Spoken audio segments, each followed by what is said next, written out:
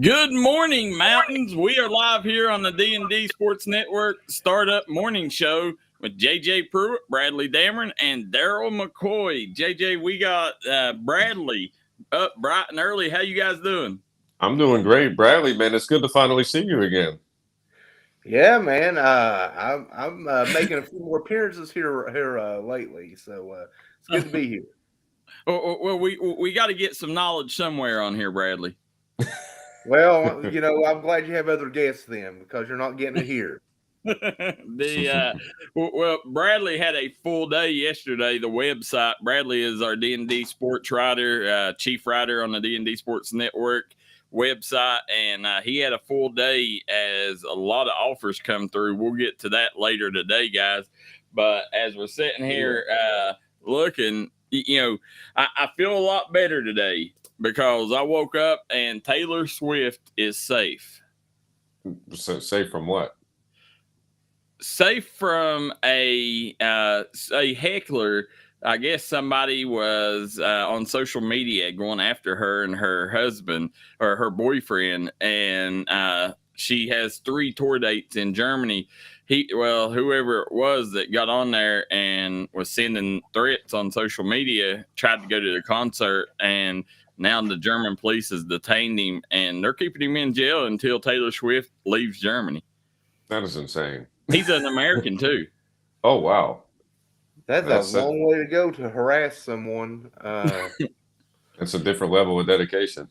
But seriously, though, if you're doing that, maybe the police should kind of keep an eye on you, I mean... Well, he must have been a real threat. If you would go that far to, to see a concert and to see the person that you've been heckling, then that tells me you got bad intentions, Bradley. I agree. I mean, listen, we've seen enough people we've seen enough bad things happen, enough celebrities sometimes getting stalked or even hurt or killed in certain situations. So, yeah, you definitely got to be careful. Yeah, I'll never forget the time Whitney Houston had a stalker. Oh, Jesus. Yeah, and you can't forget people like Selena that, didn't she... You don't remember Whitney Houston having a stalker, and coming to find out it's Kevin Costner that saved her life. I never knew that. Yeah, you didn't know that, JJ? No, I didn't know that. Yeah, Bradley, I'm sure you remember that story, don't you? I do. I remember that story very well. I think it made a lot of money at the box office. Oh, okay. The Bodyguard, is that? You talking about that movie? Yes. Yeah, interesting fact about that. That has, I think, the highest selling soundtrack of all time. That's the one where she was she performed the "I Will Always Love You" song. I think that album sold like 30 million copies. Well, oh yeah, that was huge. I remember back in the day. I remember when it come out, huge movie. And let's get to the news of the day. Is definitely the election. That's probably what the news what we'll start with just about every day for the next few months. But don't know if you guys seen, but they had I guess last night, the Republican National Convention, J.D. Vance spoke, and he was talking about his ties to Appalachia and how he regretted his book. JJ, I gave you a homework assignment last night. Did you get a chance to watch Hillbilly Elegy? Yes, and I really liked it. I mean, I watched the first hour last night, and then I woke up this morning and finished up the final hour. And, one of the things that I took away from it was, the struggle that he had with his trying to keep his family together, because his mother was constantly battling her demons, and then his grandmother was battling her demons as well. And then I saw, like, in the beginning of the film where he was getting bullied by some of the other kids, so he had to deal with that. And then just struggling to always try to fit in everywhere he went. Like, even when there was this one scene where he was out to dinner with a group of people, and he was calling his girlfriend and asking her, like, which fork is for this, which spoon is for this, which knife is for this, like, which do they go? Do I hold my hands a specific kind of way? Like, there was a lot of things that stood out to me about that, and mainly it was just him struggling to fit in and struggling to keep his family together. Bradley, have you seen that movie? I've not seen Hillbilly Elegy.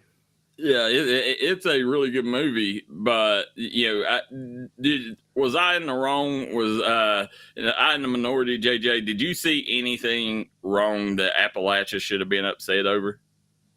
Honestly, no. I didn't take it as a movie about making fun of people from this area. I just took it as a film where it was about an individual who was just battling his demons, having maybe questioning whether or not he's proud to be where he's from, or whether or not he's somewhat ashamed of where he's from. But I think that no matter where you're from, like, there's a lot of people that deal with that, not just our area specifically. I don't think it made it, Kentucky look bad. Well, I'm seeing a lot of people on social media right now from our area, especially a lot of the Republicans. Seems like the Republicans from this area are upset that J.D. Vance was chosen, and that they're not wanting to have him tied to Appalachia. And, listen, at the end of the day, if he's got roots here, and I guess that's why I didn't see it as slight, because, we see that stuff in everyday life. A lot of that was how my family grew up, so, I didn't see much wrong with it. But while his speech was going on last night, we did catch one of our local basketball coaches in the crowd. Let's take a look at this. Jared Crum, Martin County assistant coach at the RNC convention, Bradley. Yeah, I actually saw that last night online as well. He managed my friend Bo Copley's campaign a few years back too, and it was neat to see him in the crowd there. Yeah, Jared, great guy, and he's really big into politics. So didn't surprise me to see him there. But big shout out, Jared's made the silver screen. So as we're moving on, guys, a lot of stuff. Every day we move on, there's more stuff coming out about the shooting, and one thing that I noticed yesterday. And we'll get to the latest conspiracy theory, but did you see how many women was in the Secret Service detail? I saw a couple, but I feel like it was much. There was 5. I saw 3 for sure. There was 5 around his vehicle. Did you see that, Bradley? I did notice there were quite a few. Yeah. Yeah, that's that's something. Shout out to women, man. Making moves and getting into that world, because that's something I don't think in the 90s, in the 80s, 90s, even early 2000s, I don't think we would have ever seen that. Yeah, I agree with you 100%. And like, it just goes to show, I mean, I'm going to choose my language wisely, but they've got bigger ones than a lot of these people. Yeah. Like just, I mean, that's the nicest way that I could put it. Well, I look at it like this too, though. I mean, training and stuff uh, with weapons and firearms and stuff. That doesn't know gender. You know what I'm saying? If No. Yeah. someone's good with a gun, someone's good tactically, all that. I don't expect the Secret Service to, in most cases, have to go one on one with one individual, and stuff. Yeah. So, like, I don't think that's an issue at all. But it is neat to see that because it's not something that you would have expected years ago.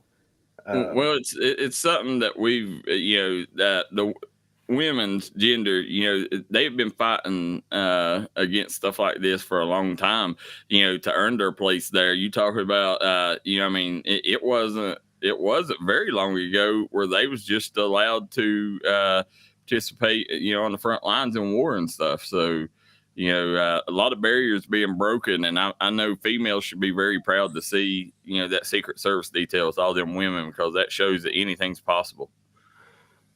I tell you what, though, I mean, look, I know the Secret Service is coming under fire here a bit right now too for some things, and maybe that's they rightfully are, because even if a group is great, sometimes they can make mistakes.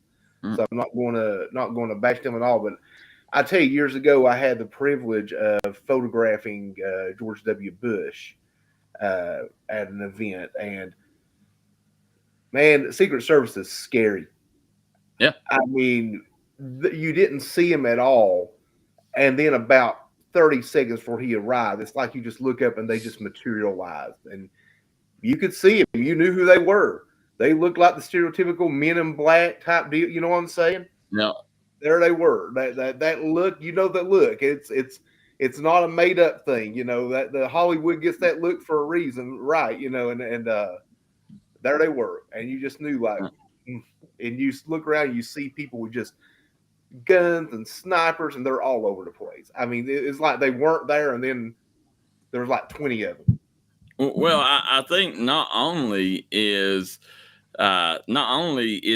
was there women on the Secret Service. If I'm not mistaken, I think that I think the head of the Secret Service might be a woman now, ain't she?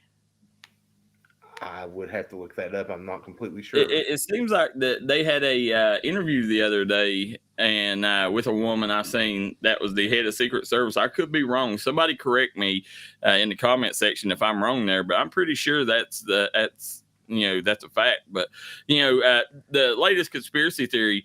Did you see the woman in the background with the sign that was holding up the Trump sign, and she kind of gave a nod? And then you seen the shot, and like she put the sign up and kind of gave a nod, and then you heard the shot, and she didn't even move. Well, as soon as Trump ducked, she dropped her sign, picked her cell phone up, and started recording. And she didn't move while everybody else was moving around. Did you guys see that? I didn't see that one specifically. I'll have to get on the internet and look at it, but that's insane. It's like every single day, there's a different conspiracy, whether or not it's a Secret Service agent that's allegedly telling people to, duck down, or whether it's somebody else in the stands that's literally just standing there as everybody else is ducking down, or in this situation, you mentioned the girl. It's just like every single day something new is coming out, and it's honestly disturbing. I mean, I still can't get over the fact that he was able to, get the ladder in that one specific spot and be able to climb up there with all of those people there and all those Secret Service agents. It doesn't make sense how he was able to.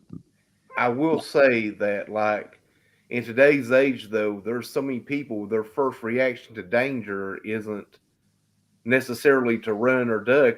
They want to record everything. So, so it is very weird looking. I mean, I see new conspiracy theories all the time, and sometimes I do have to wonder. I mean, for example, I don't know if you noticed this, but the day after it, Donald Trump went golfing. He didn't have a bandage on his right ear when he was golfing. Yeah, me and Darryl were talking about that yesterday. Yeah, and now it's this big giant thing on the side of his head, which I have no doubt that he was shot at. I really believe. I don't doubt the assassination attempt. Do I believe the big bandage on the side of his ear might be a little play up on things for the crowd? I can see that. You know.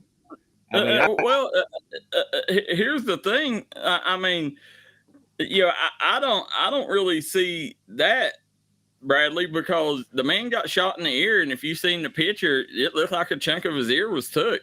You know, so you got to have a bandage on. But you know, that golf photo, you know, the golf photo that I seen didn't show his right side, so I couldn't tell. That was obviously the first thing I looked for, and I didn't see it. Is that the same photo that you've seen, or have you seen one on the right? I saw a bit of a video, and you could see him turning both sides, and there was nothing like that on his right ear. Now, with that being said, I do think he does need a bandage on his right ear, and maybe he just felt uncomfortable with it and didn't want to play golf with a bandage on his ear. I don't know. Now, that could be very possible. Yeah, you didn't see that could be very possible. But now, I will say this: in no way does he need he does need a bandage, but you can put a better medical bandage on there than just it really looked like he just grabbed like a piece of gauze and slapped it to his ear and let's go. It looks like to me like he's got a big tampon on there. It does. It does. He just pulled it out. Hey, whatever gets the job done. Put it on. He's got his pad on. I mean, but I that's what I'm saying. Do I think he was shot in the ear? I absolutely think he was shot in the ear. I believe that 100%. I'm not. There's too much evidence to get that saying he did. Yeah.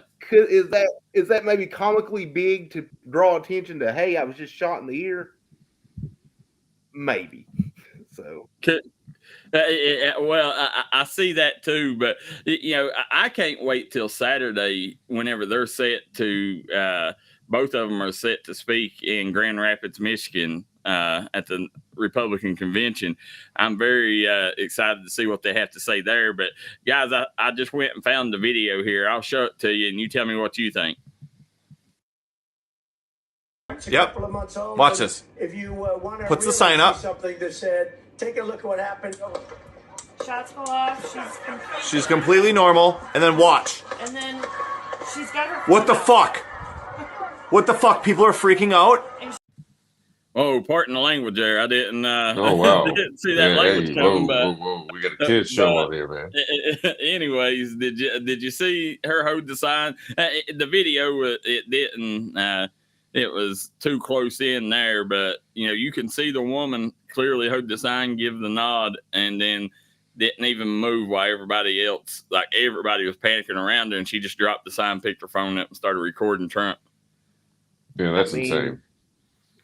You know, and everyone, but I mean, it's kind of weird though. I still want to say sometimes that when people do that, though, man, people these days, though, when they see something happening, a lot of times their instinct is to pull out a camera and record. So, yeah.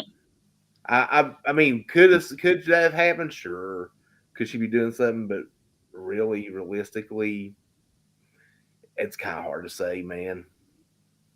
Well, we're going to take a second as we see a lot of our familiar faces. Matt Maynard, Christy Watts, the new Huntington Prep coach Isaiah Smith, and Peyton Adams tuning in. Peyton, tell us, I seen you got a new coaching gig maybe somewhere. Let us know where that's at. We'll take a quick break. When we come back, I'm going to tell you one of the most interesting things that I've seen. Plus, we're going to go into some of the local sports topics. Make sure you guys come right back and join us here on the Startup Morning Show. All started right here on this farm. We may have grown over the years, but we've never lost sight of what was important to us.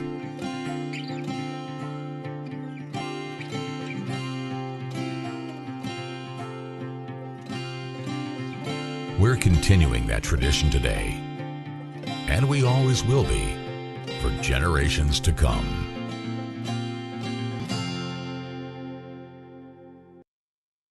Bruce Walters Kia.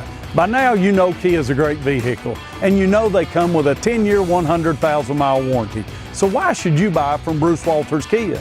At Bruce Walters Kia, we're going to change your oil for free for life. And what you do with that money you save is up to you.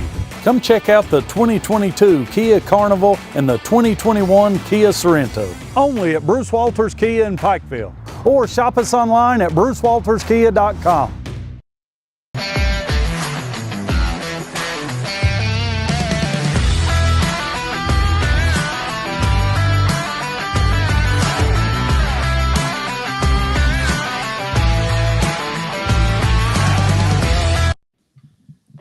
And we are back here on the D&D Sports Network Startup Show with JJ Pruitt, Bradley Dameron, and Darryl McCoy. This segment is sponsored by Logan Bank and Trust. Matt Maynard says it's a picture from 2022. What are you? I don't. What picture, Matt? And then we see guys. I want to talk. You want to know how things are rigged and how things come about and why there's conspiracy theories and all that. Well, yesterday it come out that Biden has COVID-19. Now, guys, listen. It's been months since I've seen somebody have COVID, but for me to think that President Biden has COVID, I personally, first thing I looked is Trump got shot. He wants attention for something, so he's going to say COVID-19. What's your guys' thoughts? Does Biden have COVID? I mean, it's a headline. I mean, at the end of the day, it's, if you could, like, with an exception of an assassination attempt, it's like, what's the one thing, the over-the-top headline that I could come up with that could possibly give me a little bit of attention? I hope that he doesn't have it, but it's just a coincidence that immediately after this, like, that happens. Well, I mean, I will say this though, he's around a lot of people right now, and excuse me, and while cases have died down, I know, like, I speak to a lot of medical professionals all the time. COVID hasn't disappeared; it's not nearly as prevalent as it used to be, but it's still around. It's still there. So. And he is older, therefore more susceptible to it. Yeah. So I could definitely see it as a possibility. I mean, I take it at face value. The man's around a lot of people all the time. Could I believe an 81-year-old man could get out there and get COVID right now, shaking hands, kissing babies, doing whatever politicians doing right now, especially at his level of it? Yeah, I can believe it, but it is kind of he is awful handsy with people, as we've seen in a lot of photos. So, yeah, I guess you're true there, Bradley. Yeah. And I see Matt Maynard, the Trump without a bandage on his ear, golfing. Well, but I saw a video that was done by like the Associated Press, Matt. But it didn't have a close up, so I couldn't see if there was any damage on the ear. I see his comment on that. So it could have possibly been a video from before too, correct? Well, except they were speaking about the assassination in the video. Okay. He was saying comments. That's the one too where he did the whole like the shooter I don't miss. Yeah. So that whole thing, it was that same type of thing. He's a showman, guys. He is a showman. Whether you love him or not, you gotta admit the man knows how to word things and set it up. And but that doesn't mean. But even the video I saw wasn't conclusive. That it didn't show that he wasn't shot. It just showed that at that moment he was not wearing a bandage. Well, the Peyton Adams says, yes, sir, said he'll be the new head coach at Duval Middle School pending Board of Education approval. Said appreciate everything we've done for him and the Mountain Athletes. Now, Duval, Bradley, what middle school does that feed into? Duval would go into Lincoln County. Okay. So Lincoln County, they just lost their big stud, Eli Smith, to Huntington Prep. So Peyton's going to have to be sending some studs up that pipeline for the high school to replace Eli. But Guys, as me and JJ yesterday, Bradley, we got a chance to travel over to Belfry to talk to the Belfry STEM team. Now, do you know what STEM stands for, Bradley? I don't know what it stands for. I loosely know what they're doing. So, science, technology, education, mathematicals. Now, what they do is they create, they go and compete in stuff, whether it's, writing a book, going and reading a book, speeches, creating, projects, creating inventions, and they go and compete at a national level. Now, here in the region, I think that they said that they had 18 schools in the region or 24 schools in the region that competed against them. Then they went statewide, and then won at state, and then went to region. But basically what they created, and we're going to have one of the people on next week, but basically what they created was this little thing, and it slides over your doorknob, and it comes out and comes around the door facing of your household. So it's basically it slides over the doorknob, and it has a thing that comes out on your door facing, and that way if somebody from the outside is trying to get in no way can they pull that door and get that open. And they got a box that will be beside every door that they literally said it's 2 pounds, so anybody, even a kid with handicapped or a kindergartner, can grab that and slide it over the doorknob in case of an emergency. They said they wanted it to be cost effective, but also be something that is lightweight, and said everything they seen on the market was like $200, everything to prevent stuff like this. So they wanted to make sure that everybody could afford it. It was really neat, wasn't it, JJ? Absolutely. And, the one thing that stood out to me was, the head coach, or what did he say his role was? I always call him the head coach, but he had another name for it. But, I can't remember. I can't remember either. But anyways, the thing that stood out to me was how simple the product was and how effective it was. What was the quote that they said after they were able to win? Said simplicity is royal and Belfry is king. Yeah, and that's a heck of a quote. Yeah. And I couldn't be prouder of these kids. Every single one of them is extremely smart. They were all very well spoken, and you can tell how much they really cared about this competition. And another thing that stood out to me was how they all gave the entire team credit. It's like even the kids that didn't show up to the competition, it was like this kid didn't show up and this kid didn't show up, but they were very pivotal parts into making this invention. Yeah, and as we go here, guys, I just want to make a second. I'm trying to move my cell phone. Can you guys see my medal? Okay. Perfect.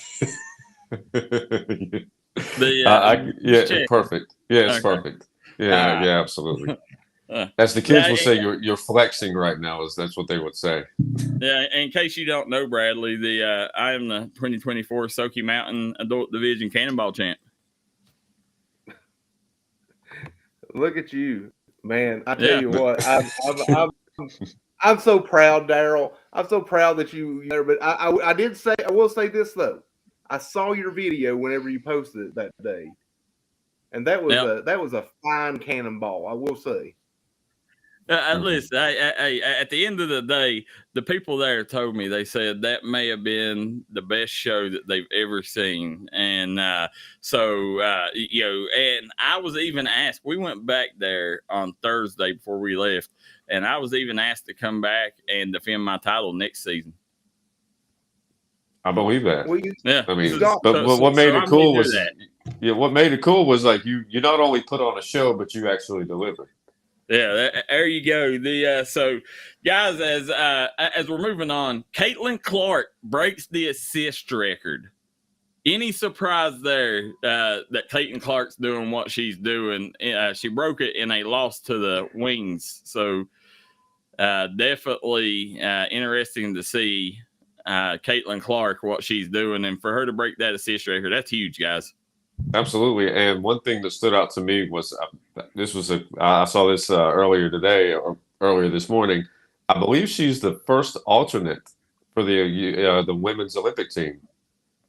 So if somebody goes down, like I think Diana Taurasi was injured for a couple of games, and they were questioning whether or not she was going to be able to play on account of she's like 42 years old and still playing.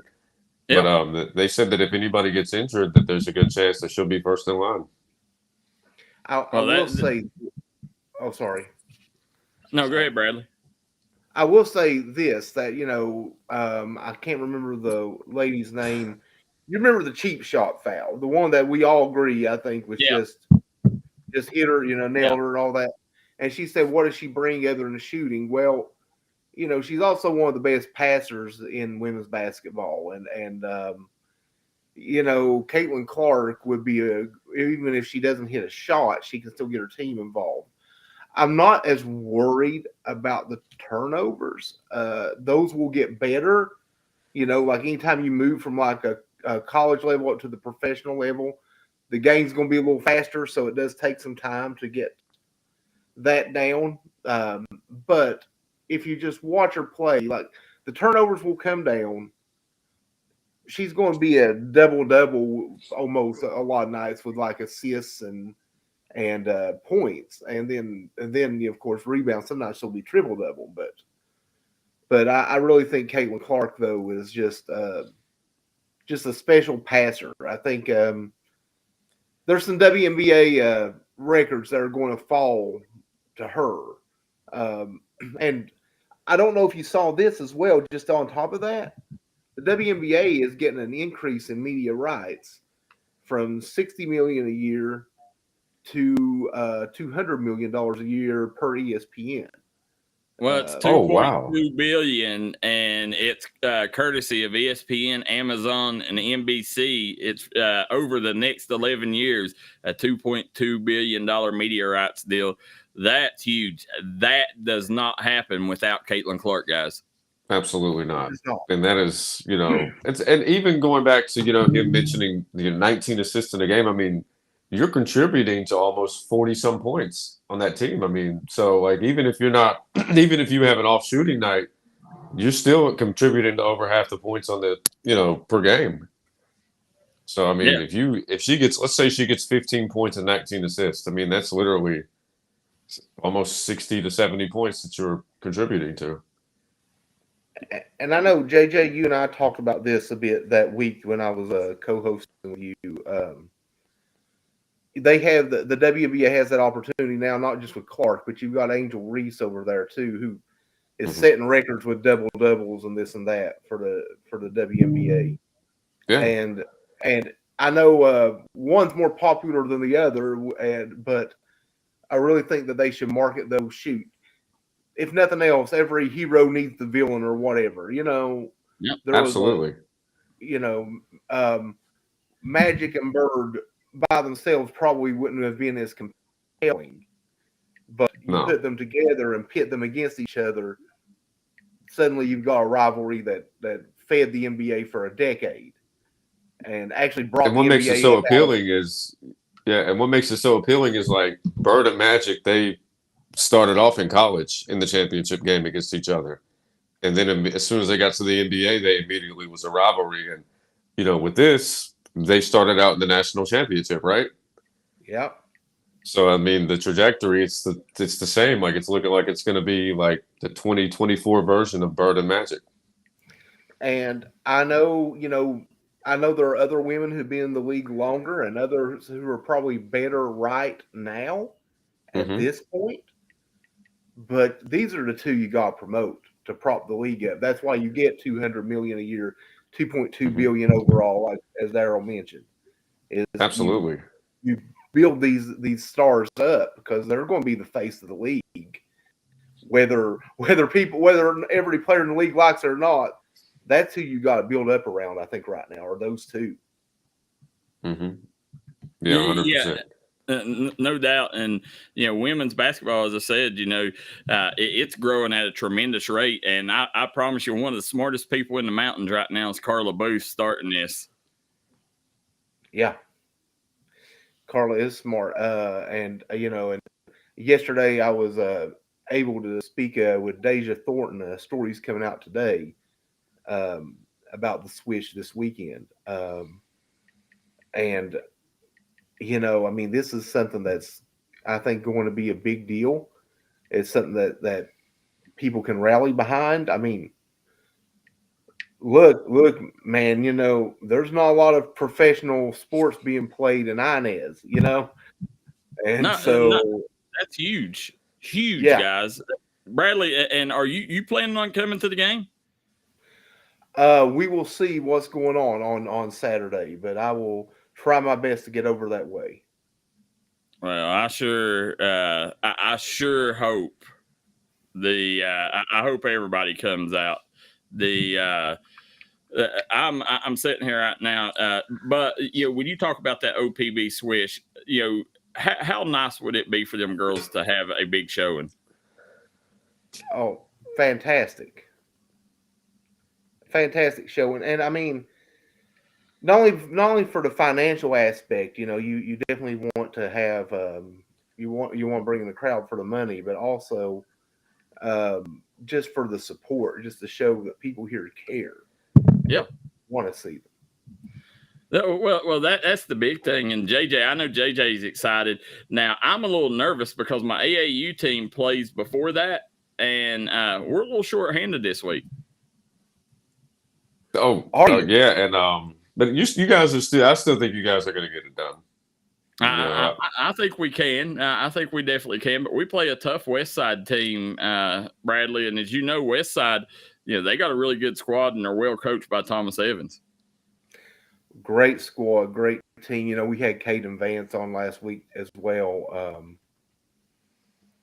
Just a lot of good athletes there at West Side right now. And as my cat wants to say hello. But anyway.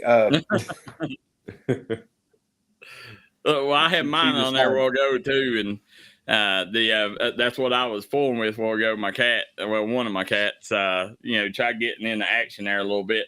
But yesterday was a very important day when it comes to recruiting here in the mountains. We'll take a quick break. Bradley's going to tell you about some of the kids that received offers when we come back. We'll be right back here on the D&D Sports Network Startup Morning Show. Pass, bring them to Hall & Jones Funeral Home in Burgee, Kentucky. We let you grieve in peace instead of worrying about a heavy financial burden of burying a loved one. Here at Hall & Jones, we have multiple chapels that can accommodate any size family. We look forward to helping you and your family here at Hall & Jones. Buy Eric Homa Drug today and let them fill your prescription. Eric Homa Drug has been serving the Chapmanville community for over 46 years. They're a proud supporter of the Chapmanville Tigers and all mountain athletes.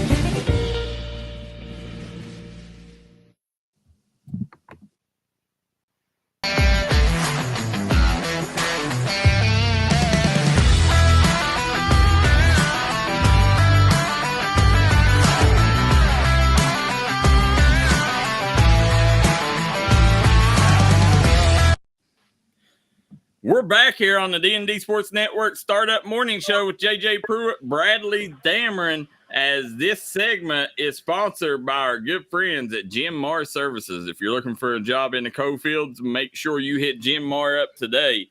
They are making sure people will get a good job with good wages in a job field that everyone loves here in the mountains. We got Allie Murphy says she loves the cat. Keep it, Bradley. The Carla Fluck Connor says, yeah, that cat cameo is great. So, guys, we got somebody joining us here real quick. Let's take a look. I got a surprise for you guys. We got Kennedy Stacy, national champ. How you doing, Kennedy? Oh, wow. I'm doing well. How are you? Doing really good. You know, I know I caught you off guard. I know you just got done with a workout as you got a big game this Saturday. But for you folks that's not familiar with Kennedy, if you're in the mountains, you probably know her. She is a national champ at Transy. She was the 15th Region Player of the Year at McGoffin County. Got a lot of accolades, Kennedy. So right now, OPB Swish this Saturday, how are you gearing up for the game, and are you excited for Raleigh coming to town? It's really weird because there's not much you can do other than look at film. And there's not really much of that. Like, they only want you to see what they want you to see. So we analyze what they give us. You guys, that was we was wanting to watch y'all in Atlanta, but it don't seem like a lot of these teams got good film out on them. No, and our game got cut a little bit short. What happened? I don't know. I guess the live went out. I don't know what they're claiming, but okay. Happened. Half of the quarters are gone. So, well, maybe it's the beatdown y'all gave them. You know what? Ironically, it is. Kennedy, I was a huge fan of yours. You was at McGoffin when we first started D&D, and you went on to Transy to have a fabulous career. And Bradley got to talk to one of your teammates yesterday, Deja Thornton. How is it getting to play with your college teammate once again? It's awesome. When we first came here, we kind of knew we were the dream team for Transy. So when Carla reached out to me to play, I was like, you know what? Deja's coming with me. So she allowed Deja to come, and I'm super grateful to be back on the floor with her. Yeah. Now, when you take a look at this squad, I know you're a girls basketball player, so you had to be a big fan of hers. But myself, I was one of the biggest fans of Michaela Epps. Talk about playing with her and how fun that's been. I am, it's shocking that I get to play in a league with Michaela. I never thought that it would happen this way, but I never thought I would ever be able to meet her in person. Her career was cut short. And the W, so having her on the floor with me it's something else. It's crazy. Yeah, she's an amazing person on and off the floor. She brings a lot of energy. Yeah, she does. And then you got Victoria Dunlap. You got quite a few mountain girls, but Carla is a girl that she really started training here in the mountains, basketball training. She was one of the first, and she was blazing trails then, and she's blazing trails now with this OPB swish. How important is this for local female athletes and female hoopers to have this option to play after college? I mean, what did you ever think after college you'd get to play again? I didn't. So after winning the national championship, going back was something that we thought was going to happen. So losing in the Final Four, it was pretty mind-blowing. We didn't expect it at all. And then we were on the road, and Carla actually messaged me and was like, hey, there's this league. You want me to start it and you can join? Like, we'll be the first 2 players. And I was like, yes, that would be so awesome. So when I found out about it, I didn't really know how far it would go or what it looked like. And a few things are still a little bit confusing, but just within the league. But, we're taking it a day at a time, and I am so happy to be back on the floor playing basketball. Yeah, I know you also, you're doing some training now too as well, right? Yeah, I'm helping Carla out a little bit. Yeah, so and I've actually, my son's come and worked out with you a few times. So if people wanting to get up with you and how to train, can they contact you and set up training sessions? Or sure, I would love that. Okay. Now, do you reside back in the mountains now? I do not. I'm actually at Transy right now. It's like I can't get away. Okay. Now, how this is one thing I definitely want to ask you. How proud are you of your McGoffin County Hornets winning region last year and making it to Rupp? As a kid growing up in McGoffin County, did you ever think that was a possibility? They had the pieces, so yeah, I knew it was happening sometime soon. Especially with Aiden Barnett and Grayson Whitaker and all those kids. They played together for a really long time, so. When you have the pieces to the puzzle, it just works out how you want it to work out. And they worked really hard to get there. They did. That was a very special group. And, McGoffin County, they got another star coming up that people don't realize, Walker Russell.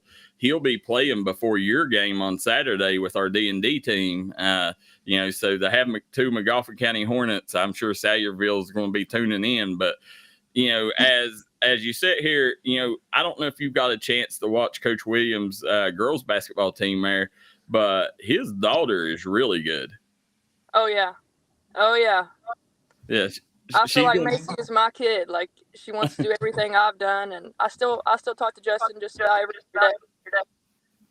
Okay. This Saturday, one of the things, wanted to promote the game, obviously, the Raleigh Aces row into town. They got some players that played at some big time colleges. I was sitting there doing a little scouting on them. Talk about this game Saturday and what it would mean to you guys for everybody in the mountains to come and show up and back it. We've already talked about, we want the gym packed. We want to have the most packed gym out of every single team we play. I think that it's going to go in our favor because, we work together all the time. Even though we have people from Ohio, West Virginia, we're scattered all over the world, but, well, kind of close, but you know what I mean. We still find a way to reconnect with each other and find a gym that is in the middle of everybody and get practices in. So we're constantly trying to find a way to practice together and be a team together. So I think that those practices make it easier for us to play together. When we get on the floor with each other, just like this is something we do every single day. I didn't think of that. Most of the schools or most of the teams y'all play are in bigger cities like Atlanta, Raleigh, places like that. So I'm sure that the crowds probably ain't as big in them as what we could give you guys. So that could be a big leg up for you guys. Yeah. It helps a lot that Carla knows a lot of kids and, she's trained a lot of kids. So she's pretty close with their families and we're looking forward to having them in the crowd. Well, we're excited to come. Very excited to definitely be filming it, and I'm excited for our AAU boys to get to play before you guys and stick around and check you guys out. But as Raleigh comes into town, afterwards, they'll have a meet and greet with you guys. They can get you autographs, stuff like that. But the WABA, it's the sister league of the ABA. And you got to play down in Atlanta. I know you build your game on defense. And one of the unique rules of the WABA guys is that if you get a steal in the backcourt, there's a red light that pops on. And if you go down and score, if you score a layup, it's worth 3. If you shoot a 3, it's worth 4. How was it getting used to them rules? And I'm sure they benefit you quite well. I don't know if I should say this on here, but I feel like we were cheated a little bit with that red light. We got some steals in the backcourt, and the red light didn't come on, so we didn't get the extra point. But that's beside the point. Wow. That's also something that was cut out of film.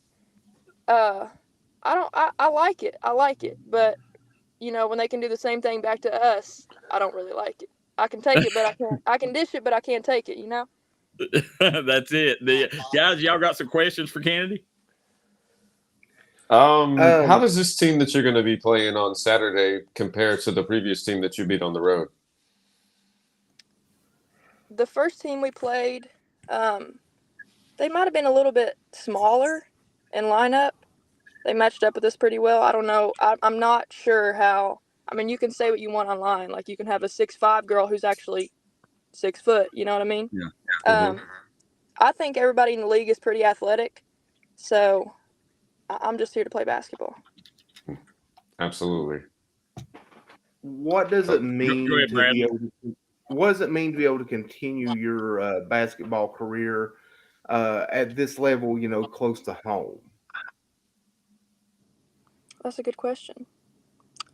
Like I said before, we plan to win another national championship, and once we lost in the Final Four, I really thought my career was over forever. So being able to play basketball and have the kids back home watch me do something that, nobody else has ever done before, I think it's super enlightening to allow these kids to have bigger goals and bigger dreams. Yeah, well, Kennedy, I am stoked. As I said, you're one of my favorite players. You was probably the first great female athlete that we covered at D&D Sports Network, and I think we only got a year or two of you.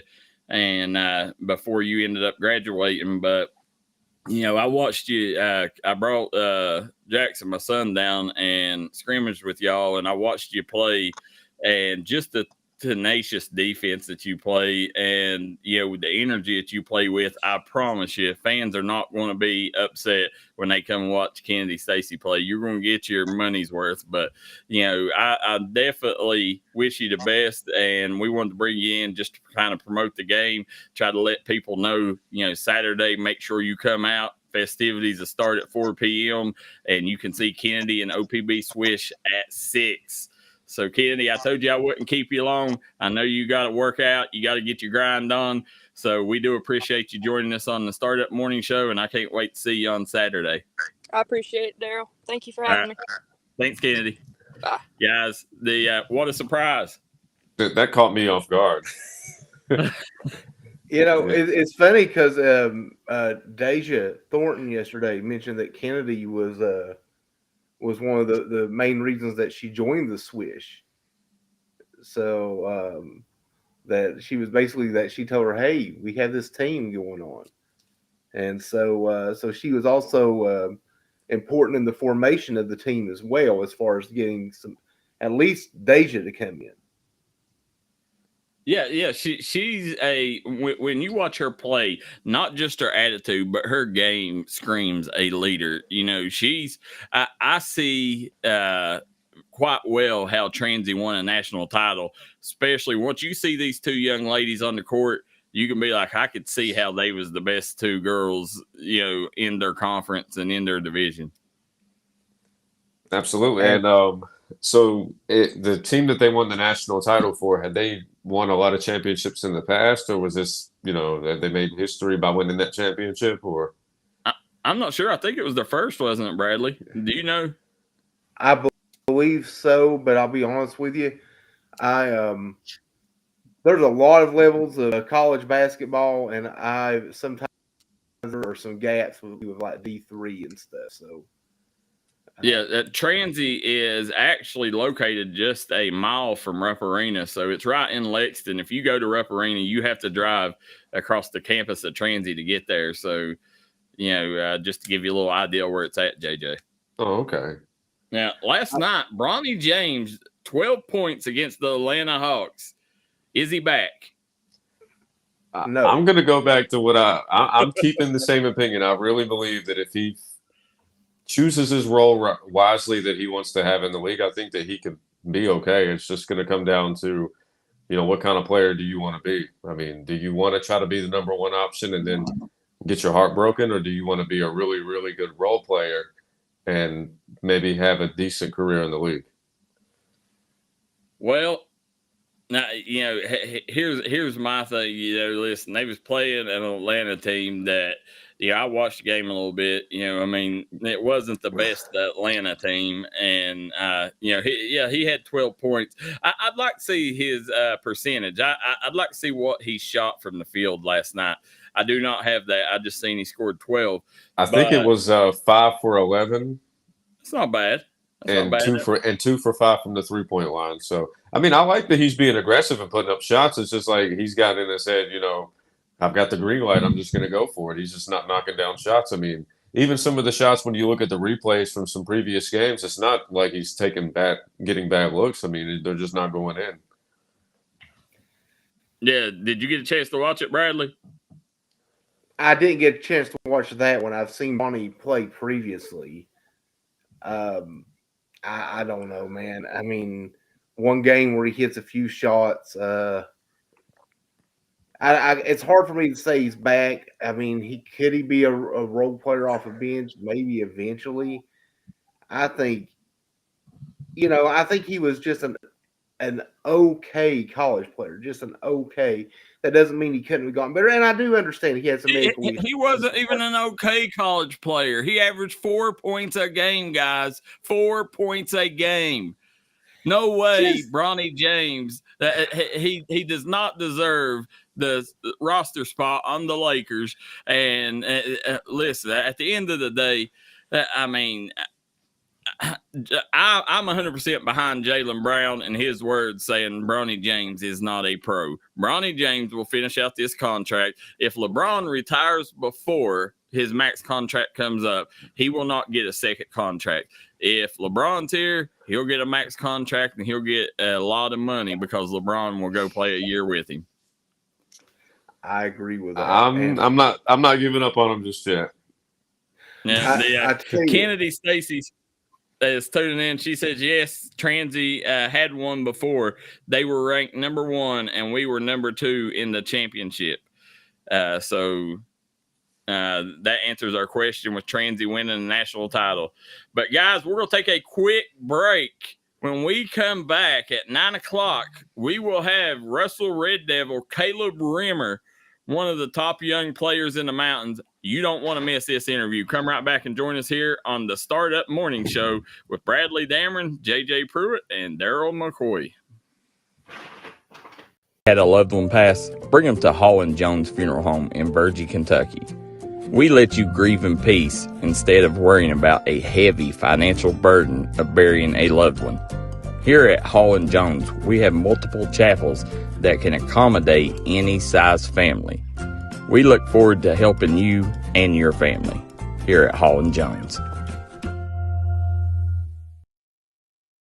Incorporated Little Flower Clinic announcing help needed. We're seeking donations of gift cards to help us make a difference for our homeless and at-risk patients. Gift cards will be used for new clothing, new underwear, and personal hygiene items. If you're interested in helping, please contact us. Call Kendra Cole at 606-487-9505, extension 342, or mail your gift cards to Little Flower Clinic, 279 East Main Street, Hazard, Kentucky, 41701.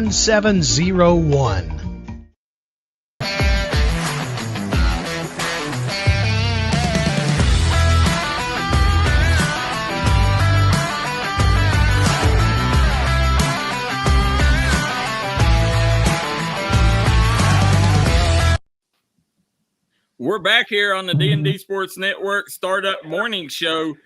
Want to thank our good friends at Bruce Walters Ford for sponsoring today's segment. Bradley Dameron, JJ Pruitt. Guys, as we just spoke, at 9 o'clock, we'll have Caleb Rimmer come on. But, I wanted to take and get you guys' thoughts, on, as football season comes along, we want to translate, we want to move on over to football a little bit here in the next couple days and, go football heavy as we build up to football season. But Bradley, you've been a sports writer for a long time. I always say baseball coaches are the weirdest when it comes to getting interviews and stuff like that. But football coaches are right behind them. Is there any doubt that basketball coaches is the easiest to talk to, and they're always ready for an interview, where baseball and football, they always want to be secretive and they never want to give the wrong perception? It's hard to brush all of them with that same broad stroke, but there's some truth to that. I feel like, especially in this area at the high school level, baseball maybe doesn't get the media coverage it deserves. So I think a lot of baseball coaches are not as used to getting it. But football coaches, they like to keep it really close to the vest, right? Yeah. They don't want to give away anything. Basketball, they play a bunch of games during the year. They're used to talking to someone every day or every other day, and they get a little, they tend to be a little more chatty overall. But some of my best interviews in the past have always been, they typically have been basketball coaches, so. Yeah, it's rough, man. I mean, when we're sitting here, getting guests and stuff on the show, football coaches are the hardest to get, especially right now. They're like, I just want to, I want to fly under the radar. I don't want to give anything away. And, I'm like, okay, I see both sides of it, but people ask all the time, why ain't you got more football coaches? Well, that's genuinely why. Football coaches are very hard to get to talk, especially at this time of the year. Now, when season comes along, they're a little more talkative. Right. Well, I never thought about that. Oh, sorry, I didn't. Go ahead, Bradley. Oh no, right now too, especially like we're getting ready to start previews and stuff really soon, and football coaches, a lot of them don't want to talk until they know more about what they have as well. They just don't. They don't want to say Jimmy is looking like he's going to be the starting quarterback, and then this other kid just comes out of nowhere in practice, and by the time you get to that first game, Jimmy's been replaced. I mean, so they don't want to talk a bit too much about that, and so I think that's part of it as well. Whereas like basketball, I think throughout the year when there's more games, there's summer, AAU, you pretty much know. Yeah. Last year, JJ Bradley, and we're not going to mention any names, but there was one coach that absolutely just would not give anything about his team, and that's very common in the world of football, JJ. I never thought about that because every person we've interviewed, with an exception of Coach Jones, obviously, I mean, he's always up for an interview, but everyone has been Trump of mountain football. Yeah, but everyone we've interviewed has literally been basketball. I never thought about that. Yeah.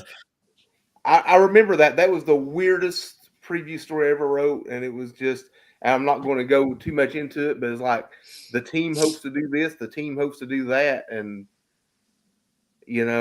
but sometimes you go what you got.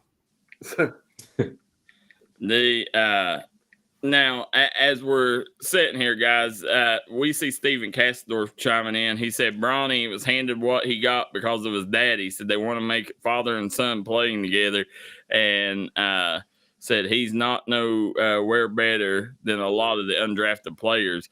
And I agree 100%.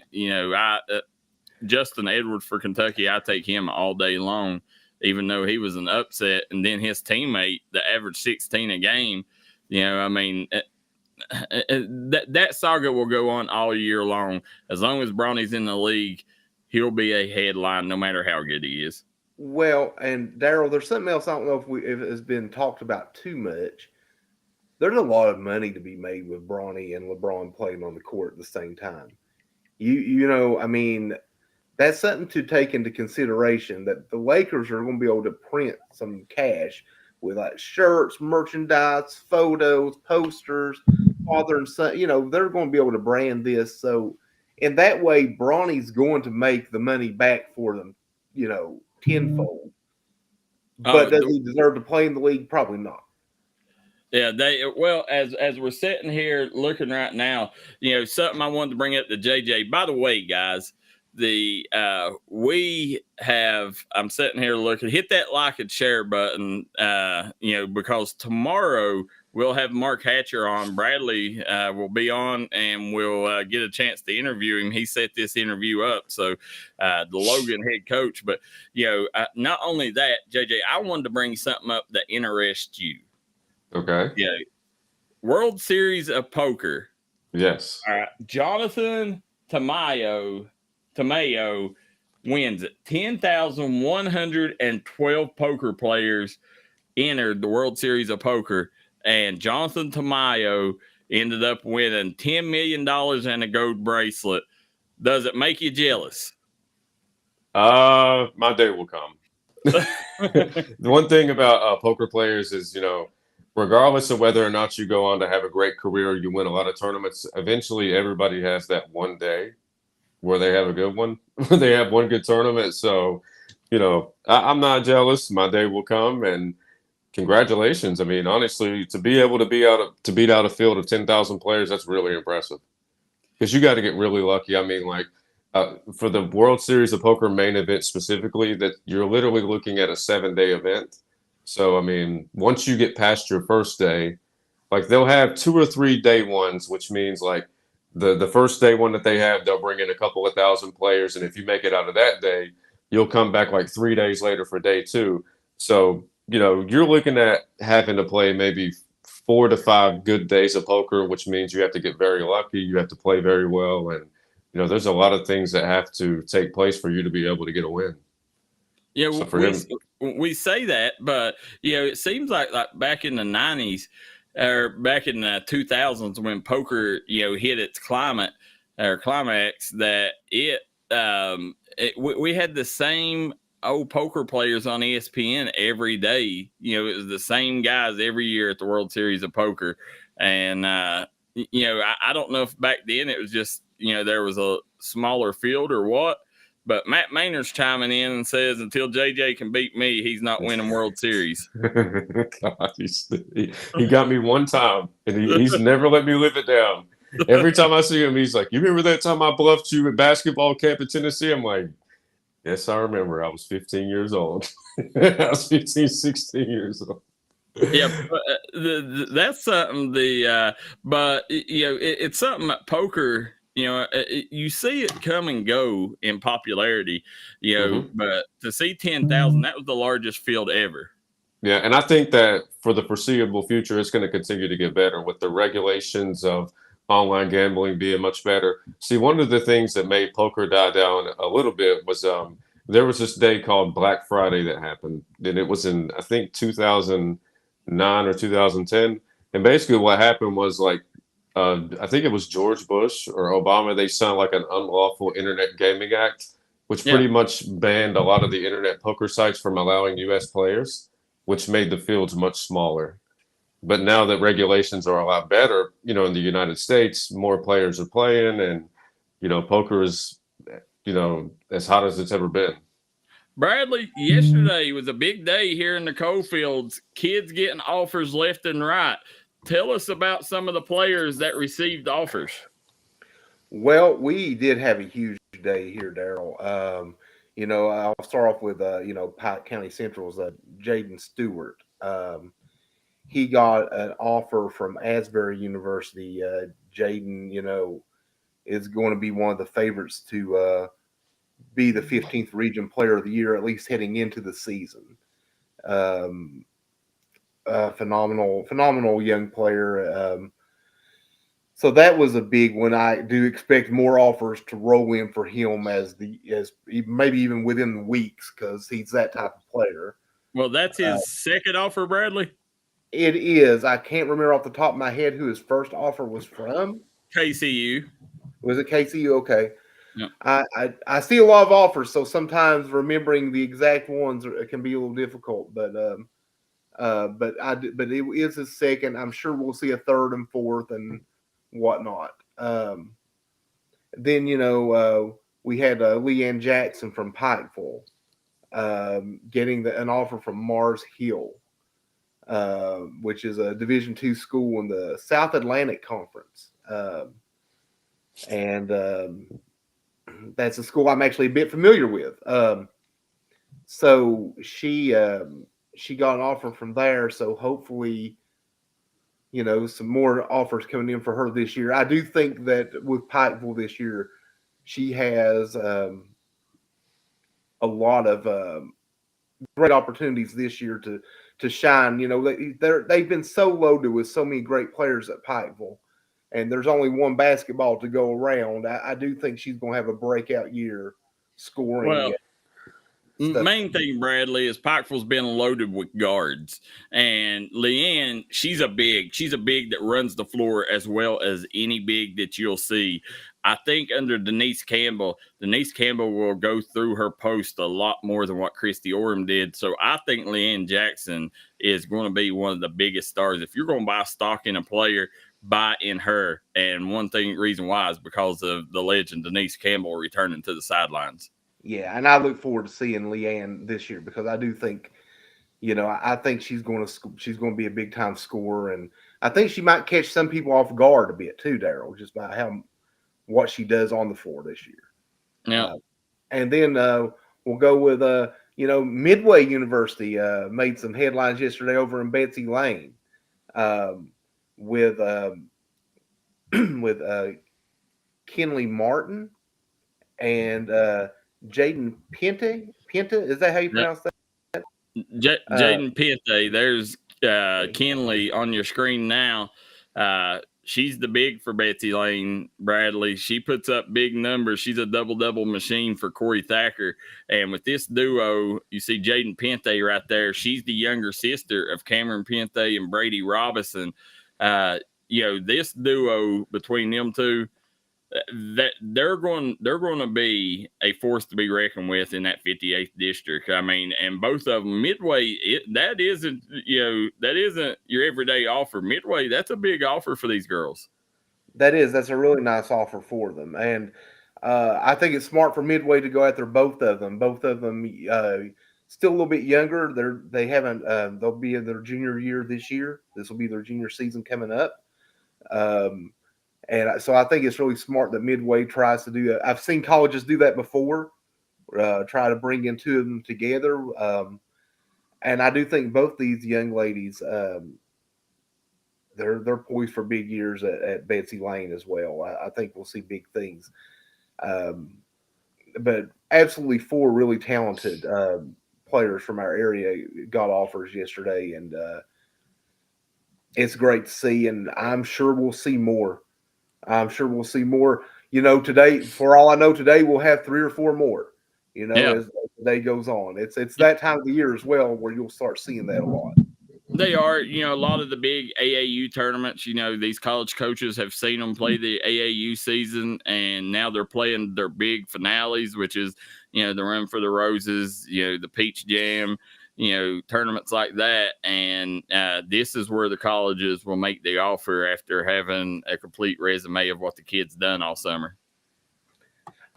And what's encouraging is when I see things like, I do like seeing like the local colleges local or Kentucky, West Virginia type colleges, or maybe like a UVA Wise, colleges I think are kind of more in the local region. But it's also nice whenever I see like a kid getting an offer from a college that's maybe a little further out, because then you can see the reach that these tournaments are having, where, their options are not just, in the state they're, where they're currently located. They're far out there as well. Like the Mars Hill one was one that kind of stood out to me. Mars Hill. I've seen a couple kids get offers, but not many from Mars Hill. So that's a big deal for Leanne, to pick that one up. But guys, we're going to take a quick commercial break because we got Caleb Rimmer in studio. He is waiting to come on. So we'll be right back after a quick commercial break with Russell Red Devil, Caleb Rimmer. D&D Auto Sales. Right now, guaranteed credit approval. No credit, bad credit, good credit, it don't matter. Guaranteed credit approval 100% right now at J&B Auto Sales. Stop by and see them today in DeFord, Kentucky. Crum Funeral Home in DeFord, Kentucky is committed in giving the highest quality funeral services for a fair and reasonable price. If you don't want to have to deal with heavy financial obligations during your grieving process, come see us at Crum Funeral Home. Our staff is ready to serve you. Drug today and let them fill your prescription. Aracoma Drug has been serving the Chapmanville community for over 46 years. They're a proud supporter of the Chapmanville Tigers and all mountain athletes.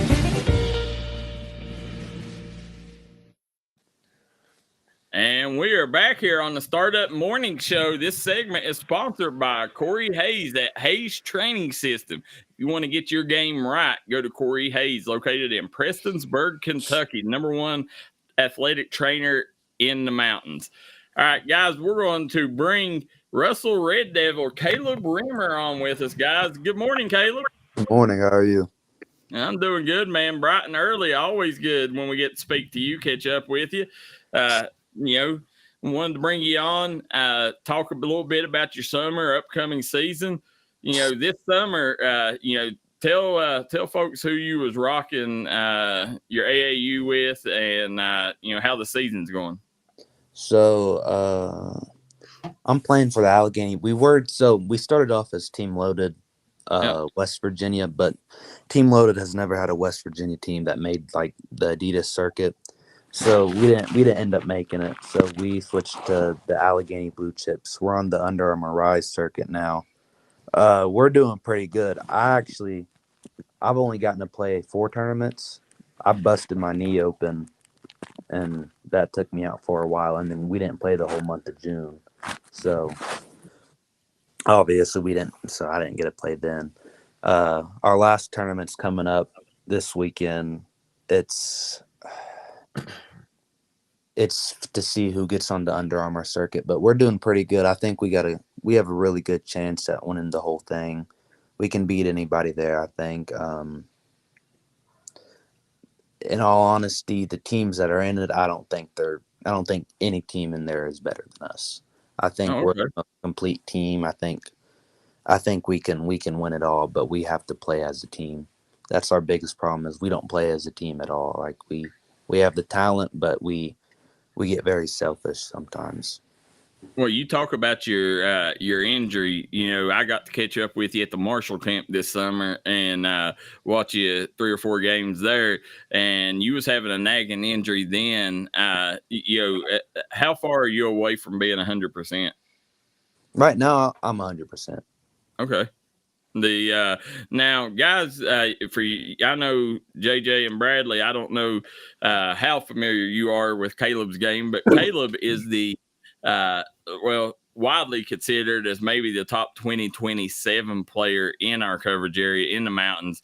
You know, it's him, Braxton Keithley, Austin Sloan, Zaid Rash, his teammate Elijah Neal, you know, McCoy, Eram. Those are kind of the studs in that class, Hayden Perry. But, you know, Caleb, you know, being able to play with Elijah Neal, you know, it seems like you two are the funnest show on the hardwood. You know, talk about the chemistry you two got together. So I've always known Elijah. Like, I've always played against him. I've played against him since 3rd grade. Always hated it. He's done the same thing forever. And then 5th grade, I finally got the chance to play with him on my AAU team. And I was a big man, so like a lot of the chemistry we have on Russell, it came from playing AAU with him for about 1.5 to 2 years. So it's a great time, man. He's a really good passer. I love playing with him. Yeah. Go ahead, guys. You want to go first, Bradley? Yeah. So, Caleb, like, what are some of your personal goals this upcoming year? You know, like, what are the things you're working on with your game to help both yourself and your team improve?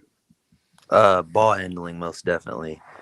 We don't have very many ball handlers to really. Elijah has to handle the ball most of the time, so I'm working on my ball handling for myself, for my team. Defense, my defense has gotten a lot better. I'm working on being a better perimeter defender. Those are the 2 main things that I'm really working on right now. So. And so you're a sophomore this year, right? Yeah. Okay, so I was looking at some of your stats and I also watched some of your highlights. I seen a nasty putback dunk that you got in one of your games. That was really tough. So you're more of a center position? Yeah, right now I'm trying to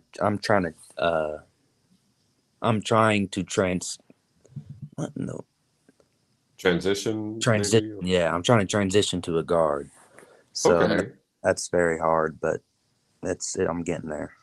So who are some of the players that you model your game after, whether it's on the pro level or on the collegiate level?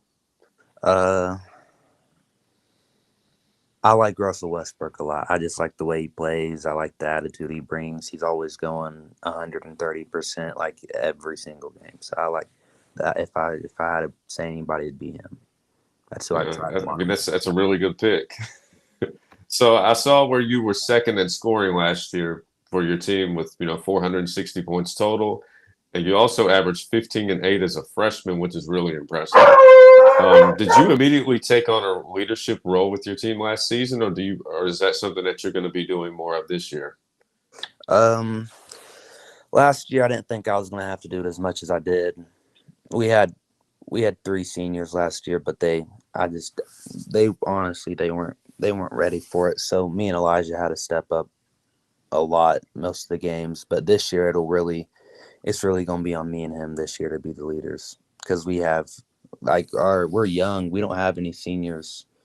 We have juniors and below. So, and I've been here this is my 4th year playing. So I'm basically a senior to this team. So trying to think of how to. Do you feel like where you said the majority of you guys are still pretty young? Do you feel like this year is more of a rebuilding season for you guys, or do you feel like look, we got a good shot to win if we do everything right?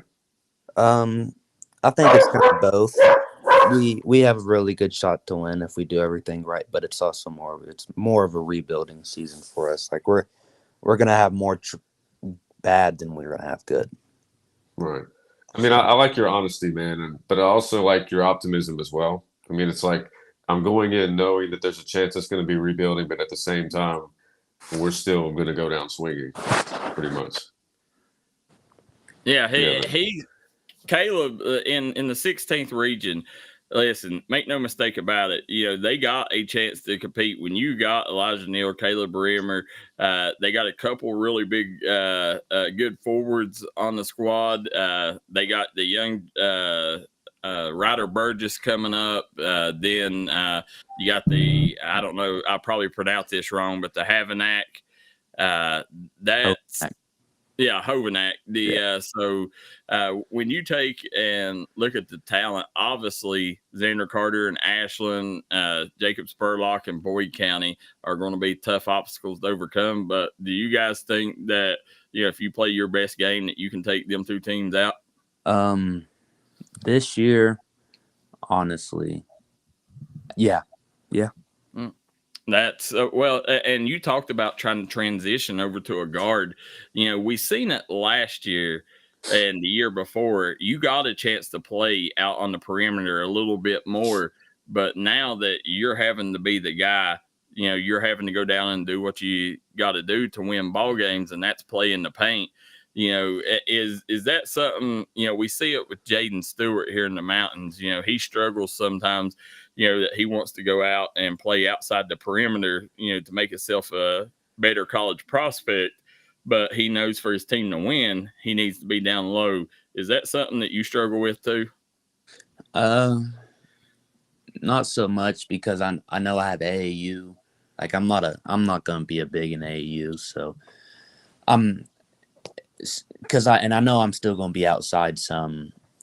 For Russell, but I'll do whatever it takes to win, even if that's playing inside the whole game. I've always told my coach that you can put me inside, but if it means if it's what we got to do to win, I'll play the 5. I don't enjoy it, but I'll do it. Well, we know you got some good coaches up there, and definitely you got the veteran Rex Cooksey up there. How is it having a coach like Rex around the program? He's always doing something. He's wild.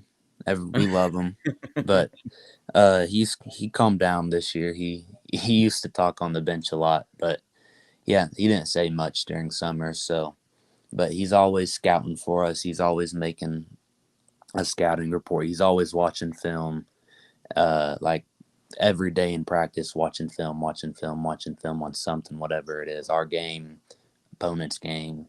So he's good to be around. He knows a lot. He knows a whole lot. He's coached a lot of great players, so I trust him with what he says. Well, I know your coach is probably going to kill me with this. But I myself, and I see one of my co-owners on here with us, David Jones, head coach of Mingo Central. So he's definitely going to want me to ask a football question. Are you playing football this year? No, sir. No football. Mm-mm. Okay. I know you played. Was it last year you played? Yeah, I played last year. Yeah. Yeah, and Caleb's a kid, guys. He's even though he's hanging the cleats up, if Caleb wanted to, Caleb could be a Division I wideout. Was that something that just the itch you had to scratch to play football, or is it something that you grew up doing? Or I grew up playing football, but 7th grade year, I broke like my growth plate in my hand, so I missed a whole year of that. 8th grade year, I broke my leg, so I missed that. Then I decided, I always contemplated playing football in high school, but one of my friends told me just go out there, play 1 year, see if you like it or not. If you don't, then you don't got to play again. So I decided to go out and play, and I actually ended up getting hurt. So I'm not going to play. Yeah, you've had enough of that, huh? Mm-hmm. Yeah. I don't blame you, man, especially with the career that you possibilities that you got ahead of you, because you are a superstar on the hardwood. You know, you've up until last year, you was always the clear cut number one player in our coverage area. And then, of course, you know, Keithley and Sloan got better. So right now, you know, it's kind of a three-way tie up there at top. But you know, I look forward because I know you're a competitor, so I know you're going to want to go out and have, you know, a monster season to make sure you solidify that top spot. But, you know, the thing that stands out to me about Caleb, guys, is he's not, you know, for him to be a top player and a player everybody looks up to, you still go out and do the dirty work. Your energy is relentless. The way that you protect the rim, you know, you dive on floors after loose balls. You know, is that something, you know, where does that work ethic come from, and who helped you get to this point in your career? I'll say my AAU coach from my 5th and 6th grade year. He really, I came in and I was kind of fat and chubby, and my attitude, like on the court, like I didn't want to kill everything in front of me now, but that was just kind of, I wasn't diving on the floors. I wasn't going after all the rebounds and stuff, but he really implanted that in me. And over the years, obviously I've grown up, I've gotten better. My mindset's gotten better. And one of the biggest things is playing, kind of revolving my game around Westbrook. I love the way he plays, man. I love going 110% as long as I can. You know what I mean? So and I think there's not a lot of people on teams that do that. So I think me picking that up and picking that role up and doing that helps our team a lot. It does 100%. And guys, Caleb is he's a kid with Division I potential. He'll play D1 ball someday. And Caleb, you know, right now, you know, how's the recruiting trail coming? Are you hearing from any coaches, or what's going on with your recruiting? So I know Radford, they're supposed to be this weekend. They're supposed to come watch me play and a couple other people on our team play. Other than that, there are other coaches, but I can't remember who they are. Marshall has come to watch me play, me and Elijah. Other than that, I don't. But I know Radford's 100% for sure. Look, guys, that tells you all you need to know about him. Radford and Marshall, you know, those ain't your everyday schools. Those are some big time programs coming to watch him. So, you know, any last questions for Caleb? I got a couple of, you know, fun questions. Who is your all-time starting five? At the 1, Magic Johnson. Okay. I'd say at the 2, Michael Jordan. Okay. The 3, LeBron.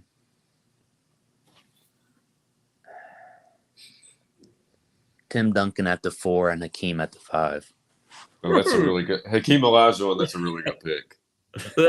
That's very nice. The only thing I would change there is I would put Kobe in LeBron's spot.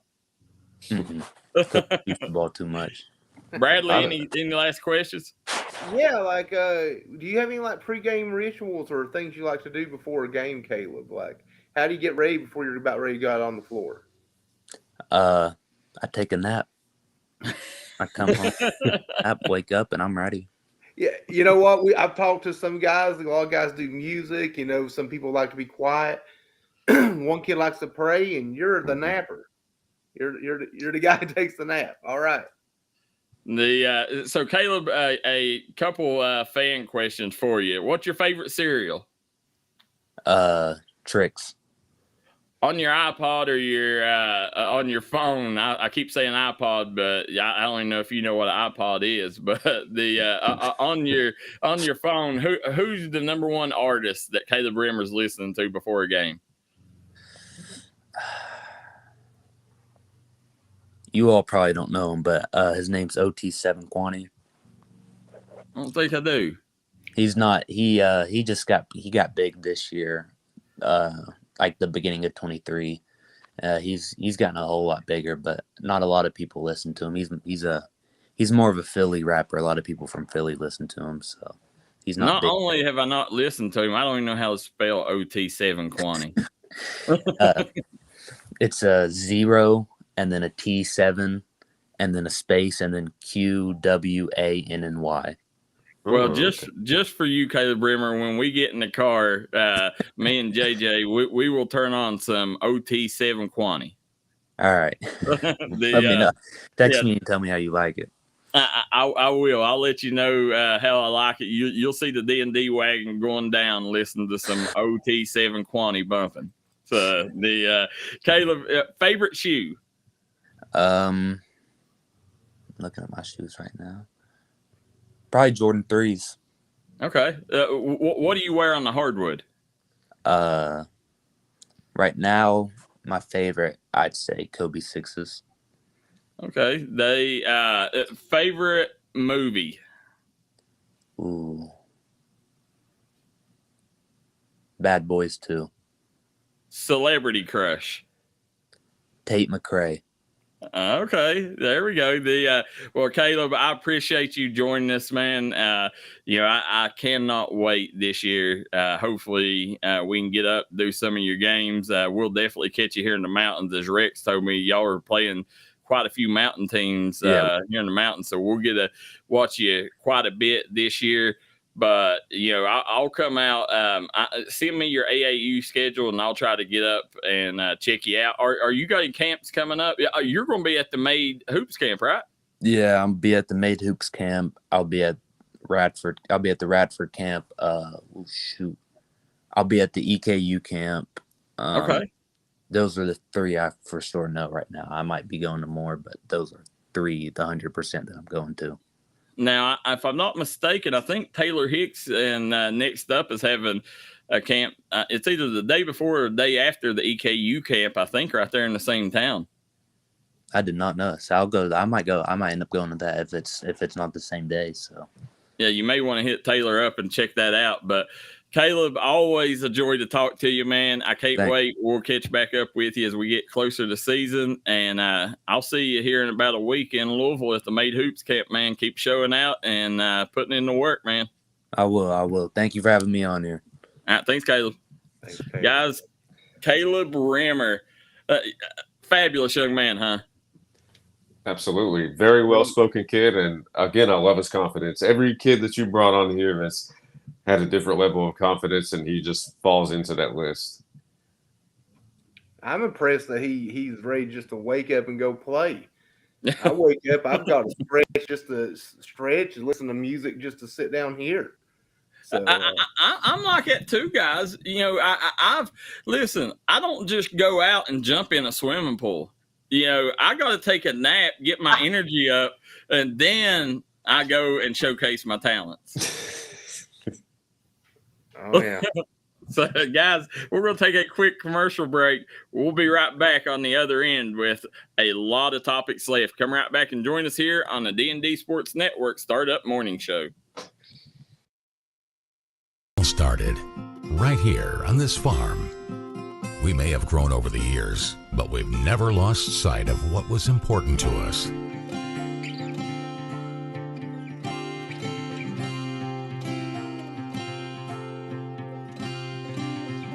We're continuing that tradition today, and we always will be for generations to come.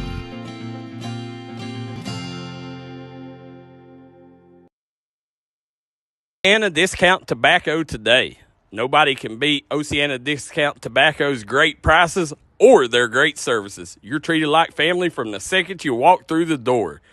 We want to thank Oceana Discount Tobacco for sponsoring today's events. Go follow them on Facebook.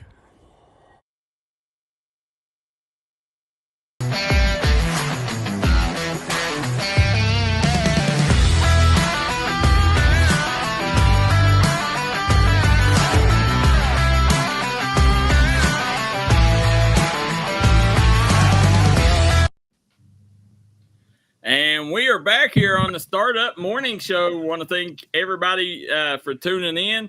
We got Bradley Dameron and J.J. Pruitt with us here today, and this segment is sponsored by Derek Bowling at Kentucky Farm Bureau. If you need insurance in the Perry County area, make sure you go support Derek like he supports mountain athletes. One of the number one supporters of Perry Central and the Hazard Bulldogs.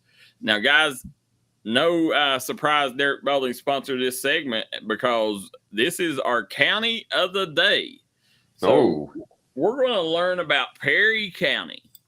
Now, Perry County was one of the hardest to get facts on. You know, and where we're kind of new to that area, you know, we don't know a ton about it. So, you know, anybody tuning in that knows interesting topics about Perry County, make sure that you put them in the comment section below. But what we did find out is Perry County was founded on November 2nd, 1820. Now, the county seat is Hazard, named after Commodore Oliver Hazard Perry. He's a naval hero of the War of 1812. So that's the second county named after a naval officer in the War of 1812 that we've had. I can't remember who the other one was, but we've had two that was named after people in the War of 1812. 343 square miles.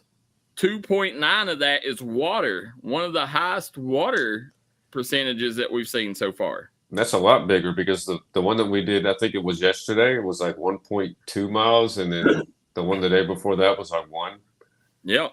So now here's the interesting thing that you guys may not know, and I didn't either until I'd done the Wikipedia search. Originally, Perry County was in Virginia. Oh. So, you know, in Perry County, a lot of the Kentucky counties was in Virginia, as well as the entire state of West Virginia. So Virginia was quite a big state back in the day. And that goes, you know, as it was founded, Jamestown was founded. So, you know, it was probably the first area that was colonized. So that's probably the reason why Virginia was so big. But as we're sitting here, originally it was part of Virginia and it was known as Kentucky County. And after the Revolutionary War, it was divided into 3 counties, which was Lincoln, Fayette, and Jefferson. Then in 1791, it was separated to the state of Kentucky.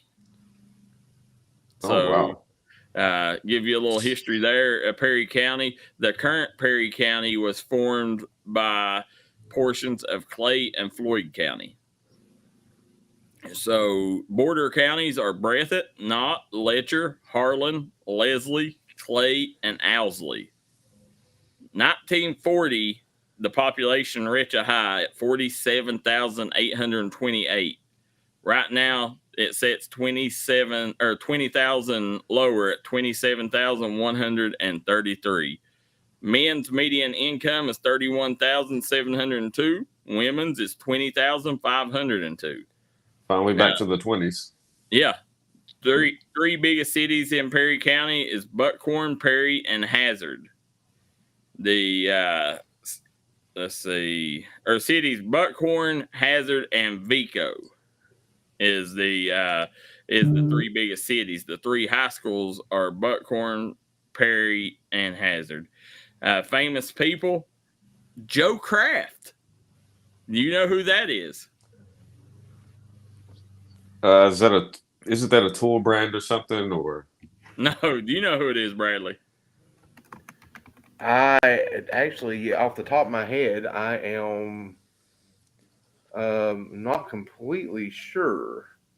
Well, I'm sure David Jones will know if he's still tuning in. Joe Kraft is the biggest booster of UK athletics, and his daughter, she just ran for office. Cannot remember her first name, but she just ran for office. So, you know, Joe Kraft, if you're in Kentucky and you're a Kentucky Hoops fan or a Kentucky sports fan, you know who Joe Kraft is because he's gave millions of dollars, and the training facility is called the Kraft Center. You know, just to tell you, you know, how closely knitted he is with that Kentucky program and University of Kentucky. Now, Johnny Cox, famous NBA player or ABA pro player. Also, Glenn Combs was a famous pro basketball player. Jean Ritchie, she was a folk singer. Mary Lou Turnmeyer, she had #1 hits in country music. Now, I do not know her, but she had a #1 hit, and I think it was back in the 78, I think is what it said. So, you got to be good to be able to have a #1 hit. Yep. George Davis is known as the singing coal miner. He is a famous disc jockey in the Hazard area. He's well known. Willie Sandlin, he is a Medal of Honor recipient. Braxton Beverly played at Ohio State, NC State, big time player from Perry Central. Restaurants to eat: Francis Diner. The Goal Line. The Goal Line is the new one in town there. And JJ, the #1 place to eat in Perry County, you've ate there.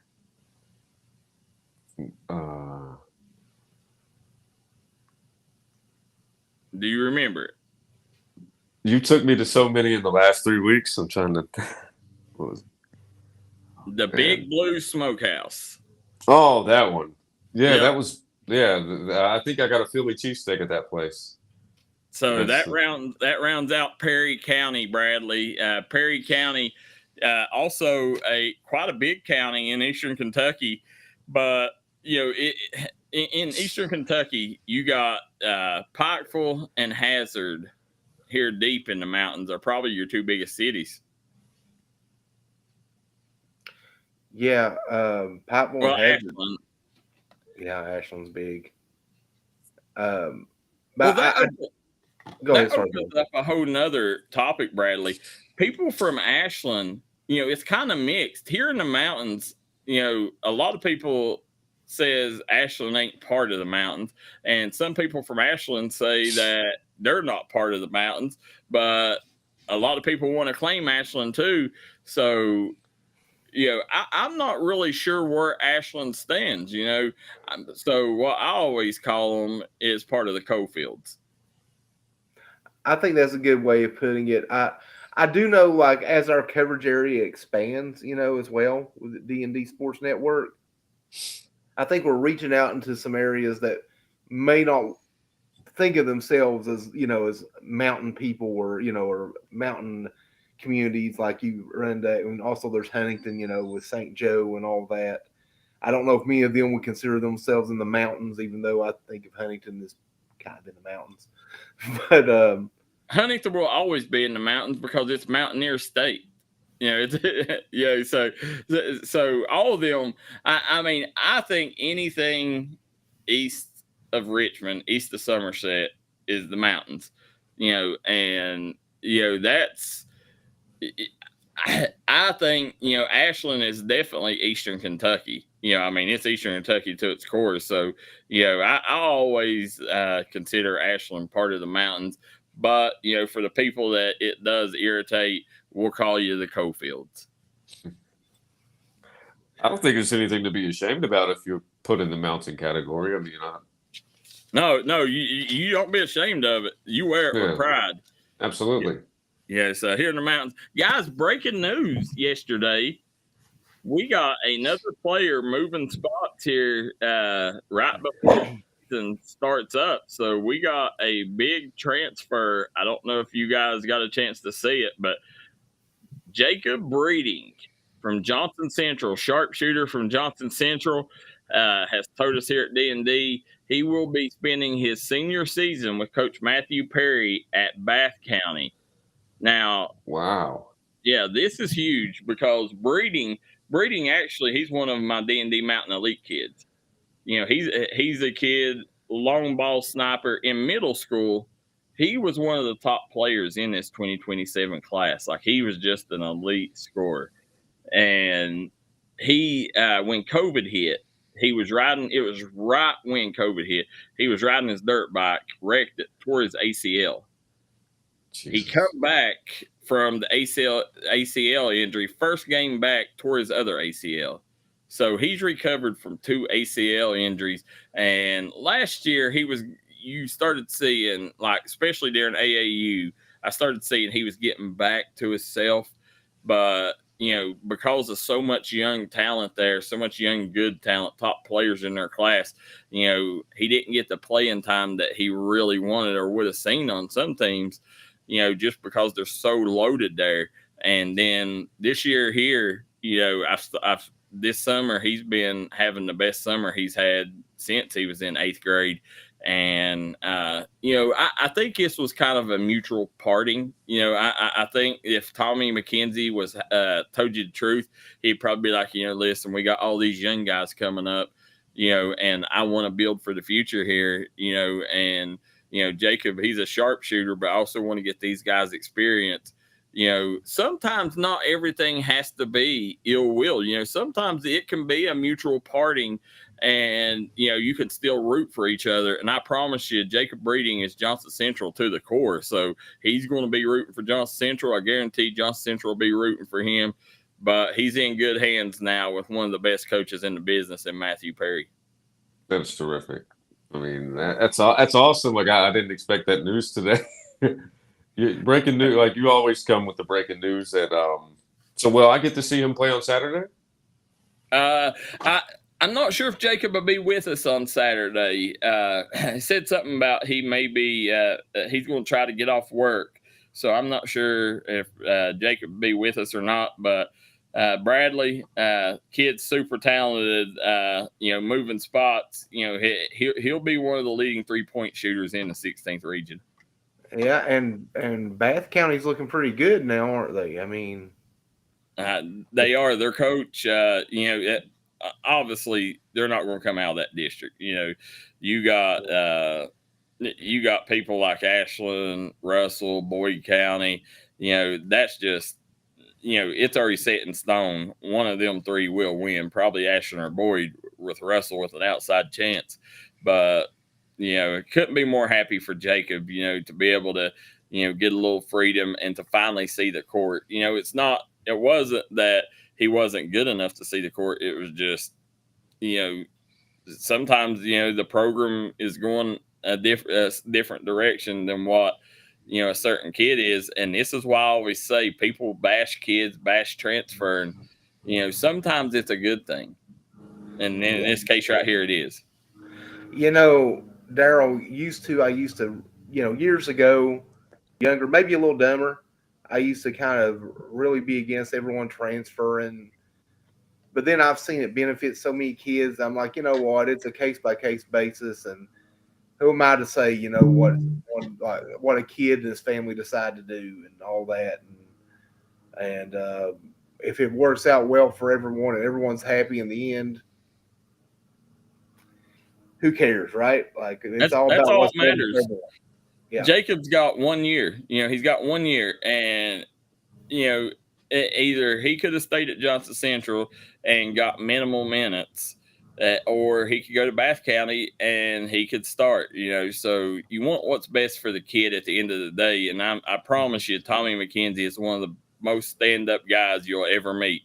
So I guarantee you that. He probably, he's the type of guy that would tell you the truth, and he would want you to make, the best decision, and he wants what's best for Jacob. So, Tommy McKenzie, Elijah Justice, Chandler Thompson, 3, Jason James, those are probably the 4 coaches in the 15th region that stand out, and Tommy McKenzie's a class act. So, I'm tickled to death for Breeding in this next chapter in his life.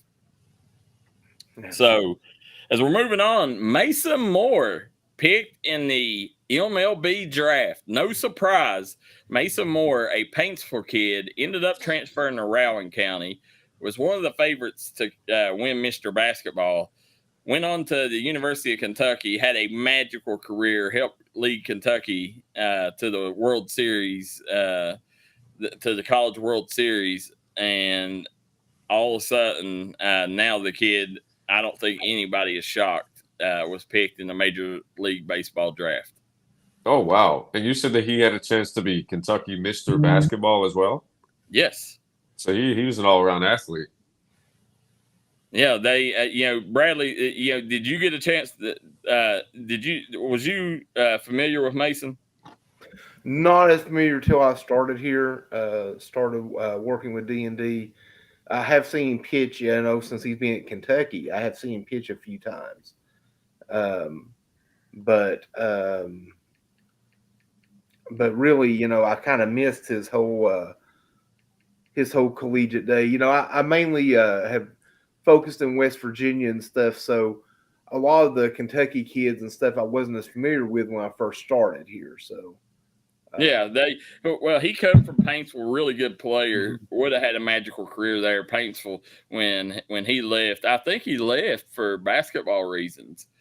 And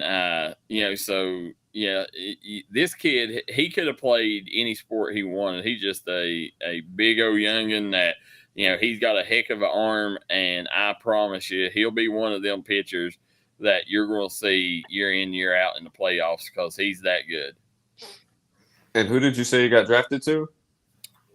I did not see that. I'll try to figure that out here in a second. I wasn't sure if I didn't hear it or. Yeah, now, guys, I wanted to know who. We always talk. If you remember, a couple of years ago, the Bradley, what you got on, a Flash Gordon hat? Flash hat. Not Flash Gordon. Flash Gordon's a great movie, though, Darryl. When you always heard, back in the last election, you heard a lot of Americans saying if Donald Trump got president, they was leaving America. Come to find out, none of them did it. Miley Cyrus is one that comes to mind. But in Venezuela, they're taking it to a new level. A lot of family relationships. I read a thing where over 1,000 couples have been split up. One lady has been left by 4 different men because of the election. And people, if one president gets the election, and right now it's not even elected yet, but they're just scared that one guy's going to get it, and they're leaving the country at a high pace right now in Venezuela. Would you ever let an election interfere with your love life? Absolutely not. I mean, I just like at the end of the day, when it comes to politics, I mean, I have an understanding that I'm probably never going to have enough power to make the kind of changes that I want because I'm just one individual. And, I just make adjustments to depending on who's in the White House. I understand that every 4 years is a never ending cycle. One party's going to get elected and change things to the way that they want it. And then a couple of years later, somebody's going to get elected from another party and make the changes that they want. And you just have to make adjustments. I mean, it's just a never-ending cycle. And and to play on that, JJ, what's going to happen. Yeah. No matter who's elected, whatever media people or media in some cases, people who are against them are going to smear them for the next 4 years. Mm-hmm. And it continues, and that happens with both sides of it. I completely believe that. Just to the point I'm going to bring up too, I kind of messaged Darryl about this earlier. Earlier today I mentioned the video, the golf thing. Apparently that was also a fake with some fake audio that fooled even like some of the mainstream media outlets, which is where I first saw it. Oh, okay. So the whole thing was he was legitimately at a hospital. Now I still think that's a comically too big thing on the side of his head, but he never went golfing that day, as they all said. I knew the picture was not real because he had a different hat on than he's using now. There's a lot of Make America Great Again hats out there. So, I've seen them all over the years. But that's just the thing. Like, so I would rather be friends with people and love people and all that than get divided over politics. So that's why I just don't discuss it a lot, like my own beliefs in it. And I think sometimes we'd be a better place if we just all smiled, listened to each other, and then voted, and then the next day we all hugged it out and moved forward. Absolutely. And just come to the understanding that, who I'm voting for is who I think is best for my life. I'm not voting for who I think is best for 300 million people. I'm voting for who I think is going to do the best for me personally.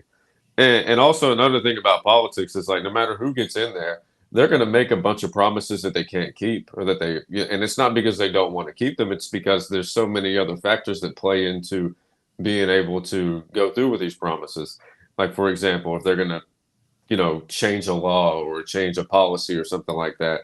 I mean, you have to go through the House of Representatives, you have to go through the Senate, and then it has to go to the president's desk. So if the House of Representatives, the Democrats are in control, and they don't want something passed, then it may not make it to the Senate. And if they do want something passed, even if it makes it to the Senate, if the Republicans are in control and they don't want it to go through, then it's going to stop right there. So no matter who gets in there, they're not going to be able to fully keep all of their promises. To go to that point, Joe Biden is now trying to put term limits on the Supreme Court justice. And, that's something, and I agree. The Supreme Court justice is the only group of Americans that have no rules. Like, they can do anything they want, and there's no rules, Bradley. There's no rules, and they've got that position for life. Yeah. I mean, it doesn't matter how young or old they are. When they're in there, they're there forever. I do agree. Term limits are vital. I think term limits are vital for every position, Darryl. I would like to see term limits in Congress as well. And well, here's my thing though. Like in America, I am a huge proponent of term limits. But at the end of the day, if a president is doing a good job, why are we in a hurry to get rid of him? I mean, should there be a option for a third term? If a president is doing a fabulous job with the country, that's my thing. Why get rid and move and change when America may be in a good state with this president? I honestly, I disagree. I think the term limit is good there as well, because then you've got what ends up happening is you end up with almost too much power. And right now, someone is mowing my lawn, so my dog is going insane. He picked right down the cone, so. Bradley, it is 10 o'clock. Me and JJ will let you go ahead and go. We will see you at 8 a.m. tomorrow, as you will have Mark Hatcher, Logan coach, on. But, Bradley, we're going to let you go, and we'll close up here. But want to thank you once again for being our co-host today. Thank you, guys. I appreciate it. Thank you, Bradley. JJ. Bradley, every time, he's our chief writer, and whenever I go to games and stuff, his dog, he always, like, that's his baby, but he always makes plans around his dog. So I know how important his dog is to him. So I'm going to let him go that way that he can deal with the dog. Absolutely. I think the dog just had its own opinion as well to the topic that we were talking about. No, that could have been it. He could have been like, no, Dad. Term limits are bad. So that might have been what he was trying to say, JJ. Absolutely. But, listen, George Bush. I would have signed up for another 4 years of George Bush. George W. I don't know if I'd have went that far, but I would have. I would have definitely rather had 4 more years of George Bush than 8 years of Obama. And because when Obama took office, he destroyed the coal fields. So give me George Bush all day long. Well, and I get what you're saying when you look at it from that perspective. Historically, Bush isn't ranked as one of the better presidents, but I would say historically he's probably ranked at the tier top when it comes to our area. What he did personally for us. Like you said, I don't vote for what's best for California. I vote for what's best for Kentucky, West Virginia, Ohio, Tennessee, and Virginia.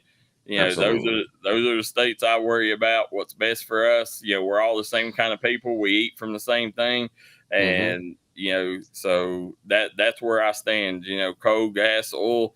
That's what makes our area thrive. So, give me somebody in office that's for all that. So, absolutely, JJ, it is 10:01. We're going to close up here tomorrow. Mark Hatcher here on the Startup Morning Show. I am stoked to talk to the Logan's new coach. But, guys, I want to thank everybody for tuning in. Tune in tomorrow. Never know, JJ, when we're giving away. Tomorrow's Free Friday. I know our buddy Billy is not in town, or he just coming off a surgery. So we will end up, I don't know if he'll have anything ready for Free Friday, but we may give some Code Hard cash away. Join us tomorrow here on the Startup Morning Show. Till then, JJ Pruitt, Darryl McCoy, good day.